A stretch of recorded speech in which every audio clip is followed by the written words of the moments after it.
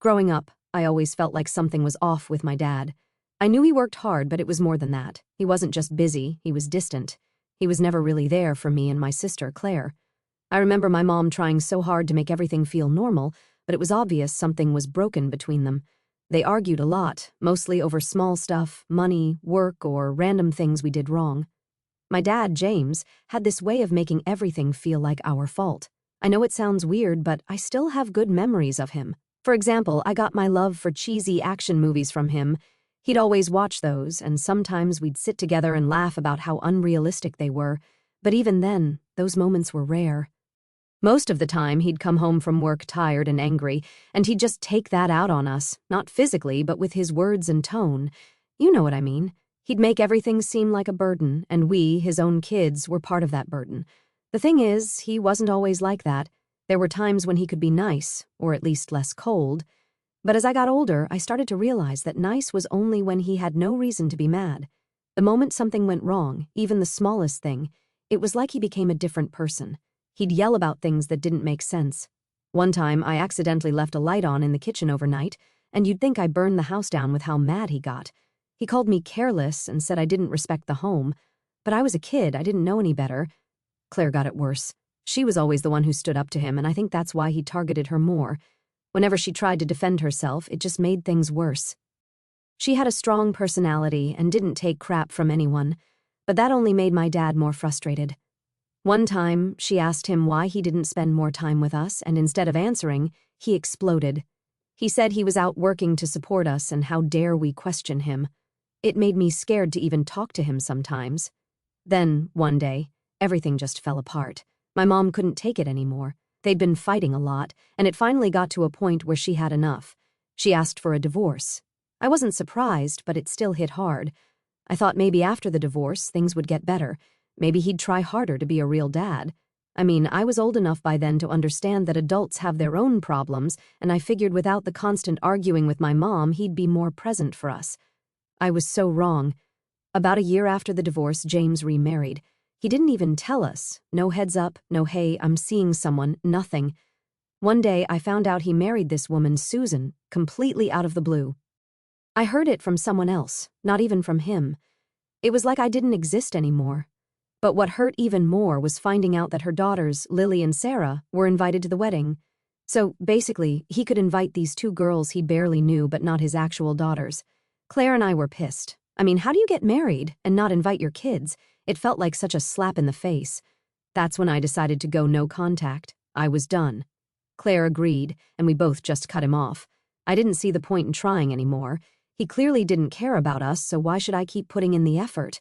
I remember thinking, if he wants to play dad to someone else's kids, fine, but I'm not sticking around to watch it. For a long time, I didn't talk to him. Honestly, it was kind of freeing. I didn't have to deal with the constant disappointment. I could focus on my life without feeling like I was always chasing after someone who didn't care. I met Mike, my boyfriend at the time, and we started building a life together. Things were going well for me, better than they'd been in years. But deep down, there was always this nagging feeling, like I still wanted my dad to be a part of my life. Even after everything he'd done, when Mike proposed, I thought maybe it was time to let go of the grudge, try to be the bigger person. I figured inviting him to the wedding was a good way to start fresh. I didn't want to carry that anger with me into this new chapter of my life. So, before sending out invites, I unblocked him on Facebook just to see what he'd been up to. I don't even know why I did it. Maybe I was curious. Maybe I just wanted to know if he'd changed.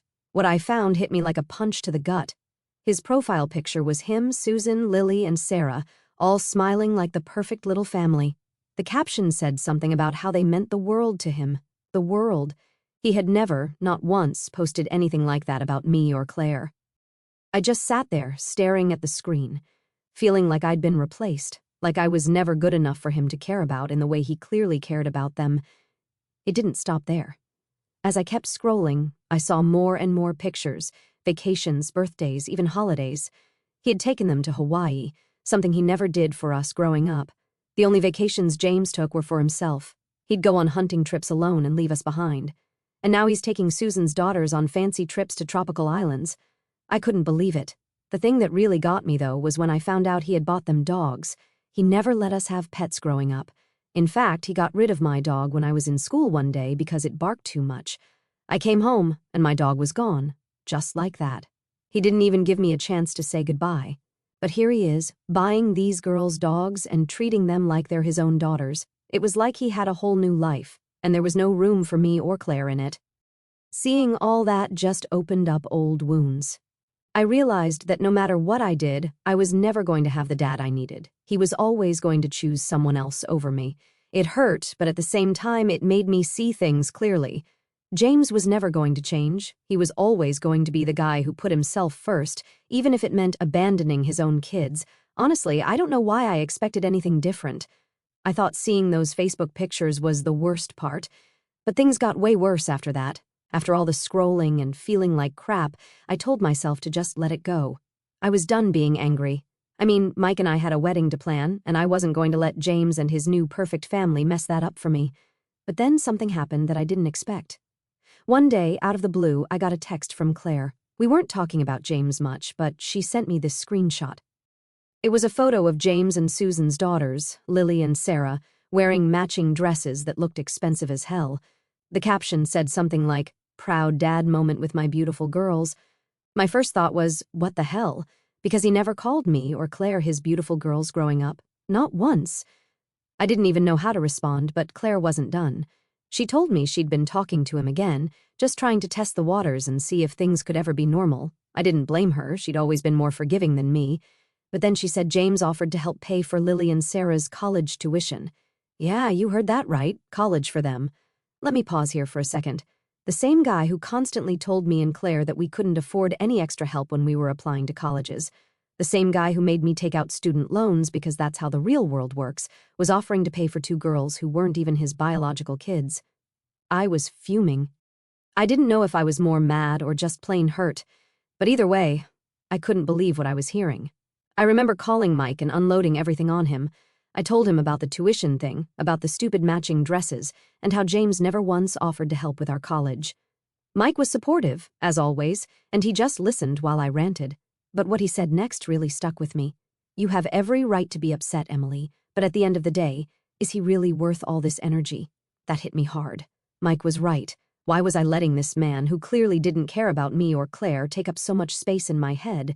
It wasn't like he was going to magically change and start acting like the dad we deserved. But even though I knew that, I couldn't stop thinking about it. It's like all these years of being ignored were bubbling to the surface, and I didn't know how to deal with it. Then the next thing happened. My mom called. Now, my mom and I have always been close, but ever since the divorce, she hasn't talked about James much. She figured we were better off without him, and honestly, she was right. But she called me one day, and I could tell something was up by the tone of her voice. She said, "You're not going to believe what I heard." Apparently, James had been telling everyone, like family, friends, whoever would listen, that he was so proud of his new daughters, and he couldn't wait to walk them down the aisle when they got married. He was literally going around acting like Lily and Sarah were his real kids. He even told one of our cousins that Susan and her girls were the best thing to ever happen to him. I swear, my blood was boiling. How do you go from being a crappy dad who never cared to now being dad of the year for two random girls? It felt like such a slap in the face. And the whole walking them down the aisle thing really stung. I mean, I'm the one getting married soon, and he hadn't even reached out to see if I wanted him there. It was clear he didn't care about us anymore, but this felt like a whole new level of rejection. So I made a decision. I wasn't going to sit around waiting for him to do the right thing. I decided that if he couldn't be bothered to be a part of my life, then I didn't need him at my wedding. I called Claire to let her know what was going on, and she understood completely. She was dealing with her own issues with James, and while she was trying to keep things civil, she wasn't about to defend him either. Then, just as I was starting to come to terms with everything, I got hit with another shocker. Claire mentioned that James had given Lily one of our grandmother's necklaces. It was this beautiful piece of jewelry that had been in our family for generations. Growing up, Claire and I would always admire it when we visited our grandma, and she would tell us stories about how it was passed down to the eldest daughter. We always assumed it would go to one of us. But nope, turns out James gave it to Lily, just like that, without even mentioning it to us. I was speechless. I couldn't even process what was happening anymore. How could he just give away something so meaningful, something that was supposed to be part of our family's history, to someone who wasn't even related to us? It was like every little piece of my childhood was being erased, and James was just handing it off to his new family without a second thought. That was the final straw for me. I didn't need any more reasons to cut him off, but this just sealed the deal. I blocked him on Facebook again, deleted his number from my phone, and decided to focus on the people who actually cared about me, my mom, Claire, and Mike. I didn't need James anymore. He could have his new family, his vacations, his stepdaughters, and his college funds. I was done chasing after a man who clearly didn't care. I was done letting him hurt me over and over again. Update 1. After blocking my dad on Facebook and deciding I was done with him, I felt this weird mix of relief and anger. Yeah, I wasn't going to deal with his crap anymore, but there was still this part of me that couldn't let it go. I kept thinking, how did it get to this point? How did my dad become a stranger who couldn't care less about me or Claire?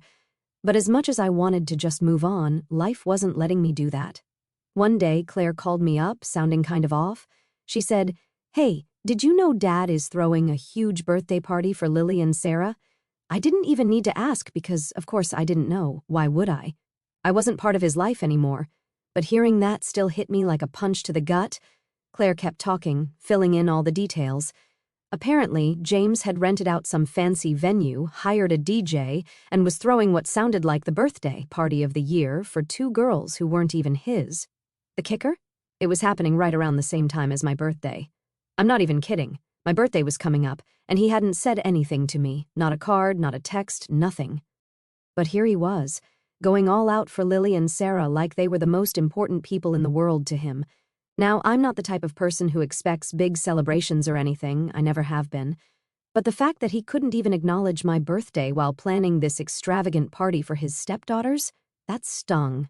I tried to brush it off, but it was hard. I mean, this wasn't just him forgetting or being busy, this was him actively putting someone else first again. I remember sitting with Mike that night, telling him everything. He just listened, like he always did, but I could tell he was frustrated for me. He asked, "So, what are you going to do about it?" That question threw me off because, honestly, I hadn't even thought about doing anything. I'd already blocked James, so what more was there to do? But Mike's question stuck with me. It made me realize that maybe I wasn't done after all. A few days later, I found myself talking to my mom about the whole situation. She wasn't exactly surprised when I told her about the birthday party. She knew how James was, how he'd always been. But then she said something that kind of changed everything for me. She said, "Emily, you don't have to keep letting him hurt you. You're allowed to stand up for yourself." I hadn't really thought about it like that before. In my mind, cutting him off was me standing up for myself. But maybe there was more I needed to do. Maybe I needed to let him know how badly he'd hurt me. So I made a decision. I was going to write him a letter, not an angry, rant-filled letter, but something that laid it all out there. I wanted him to understand what he'd done, even if he didn't care. It took me a few days to figure out what to say. I kept starting and stopping, not sure how to even begin, but eventually I just let myself write whatever came to mind. I told him how disappointed I was in him, how it felt like he'd abandoned me and Claire for this new family.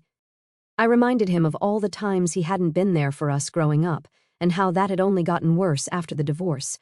I wrote about how hurt I was when I found out he didn't invite us to his wedding, how seeing those Facebook posts made me feel like I didn't even exist to him anymore. I even brought up the college tuition thing and the necklace he gave Lily, just to drive home the point that he'd completely replaced us in every way possible. The hardest part to write, though, was the end, because deep down I knew that this letter wasn't going to change anything. I wasn't expecting some magical apology or for him to suddenly realize how much he'd hurt me, but I needed him to know that I wasn't going to sit back and pretend like everything was okay anymore. I needed him to know that I was done. After I finished the letter, I showed it to Claire. She was supportive, but I could tell she was a little nervous about me sending it. She'd been trying to keep things civil with James, and she didn't want to ruin whatever fragile relationship they had. But she understood why I had to do it. So I mailed it off, not really knowing what would happen next. Weeks went by, and I didn't hear anything. I wasn't surprised, but part of me kept checking my phone, wondering if he'd respond. Nothing. It was like the letter never existed. But then one day I got a message, not from James though. It was from Susan, his wife, and it wasn't anything nice either. She basically told me that I had no right to speak to James the way I did, that he was doing the best he could, and that I was being ungrateful and selfish for not appreciating all he'd done for me and Claire. She went on this whole rant about how raising stepdaughters is just as important as raising biological kids, and that I needed to grow up and accept that my dad had moved on. I was floored. First of all, I hadn't even mentioned her or her daughters in the letter. It was between me and my dad, and somehow she made it all about her. Second, how dare she tell me I'm being ungrateful? She didn't live through the years of neglect and disappointment that Claire and I did. She didn't know what it was like to be constantly pushed aside. I didn't respond to her message. I didn't see the point. But that was the moment I realized something big. James wasn't just choosing his stepdaughters over us. He was letting Susan dictate everything. She had become the most important person in his life, and there was no room for me or Claire, and maybe there never would be. That realization hit me hard. It wasn't just about the vacations or the college money or the birthday party. It was about the fact that my dad had built a whole new life without us. He had made his choice, and as painful as it was, I knew I had to let him go. Update 2. After that whole mess with Susan's message, I thought things were finally starting to settle down. I had mentally checked out from everything with my dad and his new family. I wasn't expecting anything from him anymore. I was finally in a place where I could focus on myself and my own life, especially with my wedding coming up. But, of course, just when I thought things were calming down, something else had to happen. A few months before the wedding, I got a call from Claire. Now, we talk a lot, but I could tell right away from her voice that this wasn't a normal chat. She was kind of dancing around the point at first, asking me about wedding stuff, if I'd picked out my dress yet, the usual. Then, finally, she just dropped it. So, Dad called me. I swear my heart sank. I hadn't heard from him in so long I almost forgot he existed. But there it was, hanging in the air like a giant cloud. I asked Claire what he wanted, and she hesitated for a second before telling me. He asked if I'd reconsider inviting him to the wedding. At first, I didn't even know what to say. I mean, after everything, after the years of neglect, after replacing us with his stepdaughters, after giving away family heirlooms and throwing birthday parties like he was the world's best dad, now he wanted to be part of my wedding?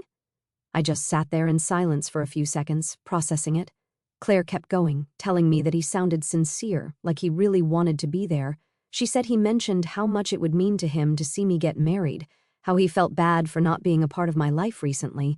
And then, of course, he had to throw in that whole family is family line, like that somehow erases all the crap he put me and Claire through over the years.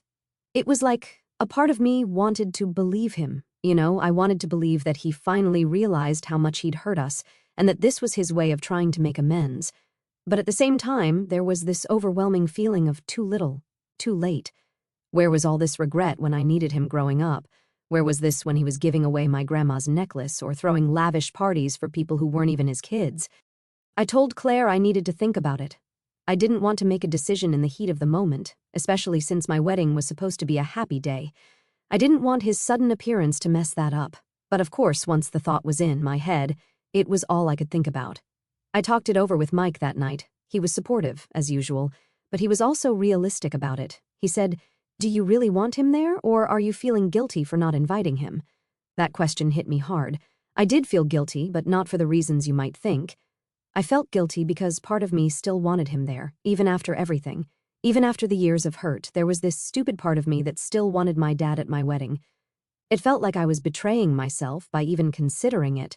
The next few days were a blur of back and forth in my head. One minute, I was convinced that I should let him come, give him one last chance to be part of my life. The next minute, I was furious all over again, thinking about how easily he'd replaced me and Claire with his new family. How could I let someone who had caused me so much pain walk me down the aisle? I ended up calling my mom. She's always been the one to keep things grounded, and I knew she'd have some insight. When I told her about James wanting to come to the wedding, she was quiet for a moment, and then she said something that kind of broke me.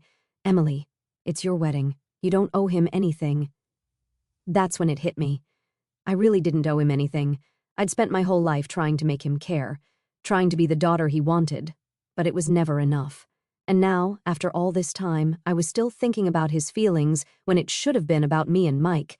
I didn't need to invite him just because he was my dad. I didn't need to let him into my life if he didn't deserve to be there. So I made my decision. I wasn't going to invite him. I wasn't going to give him the satisfaction of thinking he could swoop back in at the last minute and pretend like he hadn't abandoned me. This was my day, and I wasn't going to let him ruin it.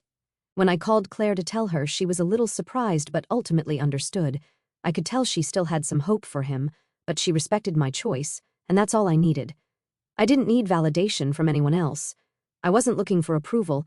This was about me finally taking control of my own life without James hanging over my head. A couple of days later, I sent out the final invitations, and sure enough, James wasn't on the list. I thought I'd feel guilty about it, but honestly, I didn't.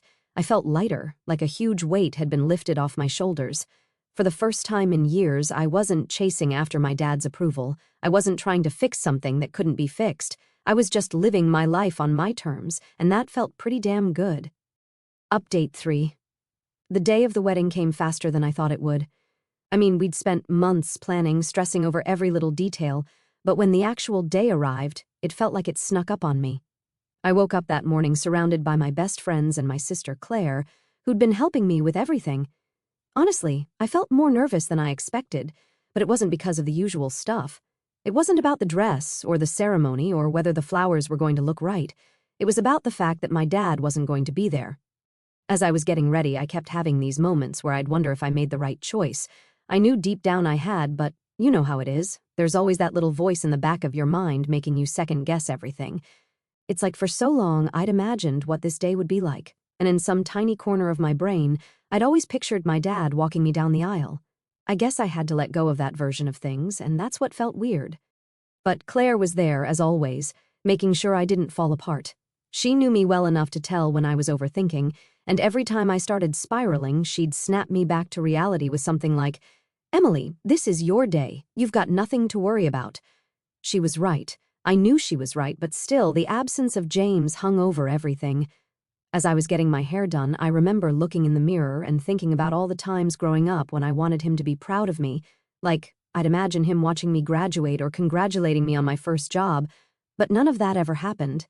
And now, on one of the biggest days of my life, he wasn't going to be there. But it wasn't because of me, it was because of him. That realization made me feel a lot better. Mike, of course, was the calmest person in the world that morning. He texted me a few hours before the ceremony, just a simple "I love you" that instantly made me smile.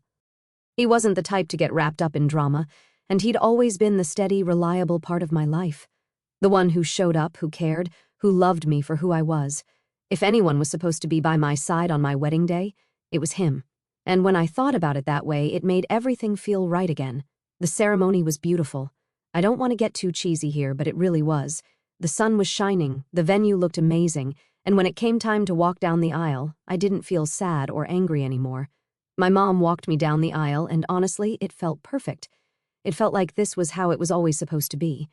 My mom's been my rock through everything, and having her there, supporting me as I started this new chapter with Mike, just felt right. And Mike, I can't even explain how I felt when I saw him standing there waiting for me. All the nerves disappeared the moment we locked eyes. I knew in that moment that this was all that mattered. My dad wasn't there, but that didn't matter. The people who did care, who'd always cared, were there. And that's what counted. The whole day went by in a blur. I remember little moments, Claire fixing my dress, my mom tearing up during the vows, Mike squeezing my hand when I was nervous. But most of it just felt like a whirlwind of happiness. I wasn't focused on James or what could have been or any of the past drama.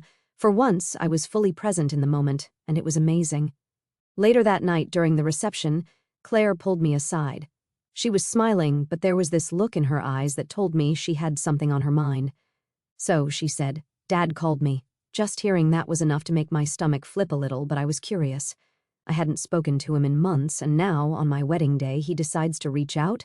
Claire told me that James had called her that morning, asking how I was and if I was nervous. He didn't ask to come or try to force his way into the day, but he did ask if I was happy. I didn't know how to feel about that. Part of me was still angry, of course. How could I not be after everything? But another part of me appreciated that he didn't try to make the day about him. It felt odd, but also kind of peaceful. Claire said he sounded different, like he regretted things but didn't know how to fix them. She told him I was doing great and that the wedding was beautiful, and apparently, he just said, "That's good. Tell her I'm proud of her." Now, I know that's not the grand gesture or apology I'd been wanting for so long, but hearing that he was proud of me, even if it was through Claire, hit me in a way I wasn't expecting. It didn't make up for everything, and it didn't change the fact that he wasn't in my life, but it was something. I guess I had to take it for what it was. I didn't call him back. I didn't feel the need to. This day wasn't about him, and I wasn't going to let his random burst of guilt, or whatever it was, overshadow everything. But weirdly enough, hearing that he was proud of me gave me a little closure. It didn't fix anything, but it felt like the last piece of a puzzle I'd been working on my whole life. By the end of the night, as Mike and I danced our first dance as husband and wife, I felt this overwhelming sense of peace. My dad had made his choices, and I'd made mine. I didn't need his approval or his involvement to be happy. I had everything I needed right in front of me, my husband, my family, and the people who loved me. And that was more than enough. Update 4. After the wedding, life sort of settled into a new rhythm. It was like this huge weight had been lifted off my shoulders. I was finally married to Mike, and everything felt right for the first time in a long time. I wasn't thinking about my dad every day. I wasn't replaying the past or wondering if I'd made the right decision about cutting him out of my life. I was just living, and honestly, it felt great. A few weeks after the wedding, Claire and I were hanging out. We hadn't really talked much about the wedding since that day, mostly because there wasn't much more to say. But while we were sitting around, catching up on work stuff and life, she brought up Dad again. It wasn't anything big, just a passing comment about how she hadn't heard from him in a while either. I could tell she was still struggling with the whole situation. She wasn't ready to cut him off completely like I had, but she also wasn't trying too hard to keep him in her life. She was in this weird limbo, and I felt for her. "Do you think he'll ever really reach out?" Claire asked, looking kind of lost in thought. It was the first time in a while I'd seen her get emotional about it. I thought about it for a second before answering. Honestly, I don't know. I used to think he would, but now I'm not so sure. I wasn't trying to sound harsh, but it was the truth. After everything that had happened, I wasn't holding my breath for some grand gesture from James. It wasn't that I didn't care anymore. It's just that I had accepted that he wasn't going to be the father I'd always wanted. Claire sighed and nodded, like she understood but wasn't ready to admit it herself. We didn't dwell on it, though. We spent the rest of the afternoon laughing and talking about our mom's latest attempt at cooking, which was always a disaster. By the time Claire left, I was back in that good headspace, the one where I wasn't thinking about my dad. But, as life always seems to go, the peace didn't last long. A couple of months after that conversation with Claire, I got an unexpected phone call. It was from my aunt, my dad's sister. We hadn't really been in touch much since the whole thing with my dad started, but I guess she'd heard about the wedding and everything that had happened. Her voice was calm, but there was this undertone that made me nervous right away. "I've been meaning to talk to you about James," she said, and my stomach dropped. I didn't even want to hear whatever she was about to say, but at the same time, I knew I had to listen. She went on to explain that my dad had been going through some stuff. Apparently, he'd been dealing with health problems and it wasn't looking great. She didn't get into specifics, but the way she talked about it made it clear that this wasn't just some minor issue. I didn't know what to feel. I mean, on one hand, he's still my dad, no matter how much he's hurt me, no matter how many times he's let me down. Hearing that he was sick hit me harder than I thought it would. But on the other hand, there was this anger inside me that hadn't gone away. It's like, now that he's sick, am I supposed to just forget everything? Am I supposed to run back to him and pretend like nothing ever happened?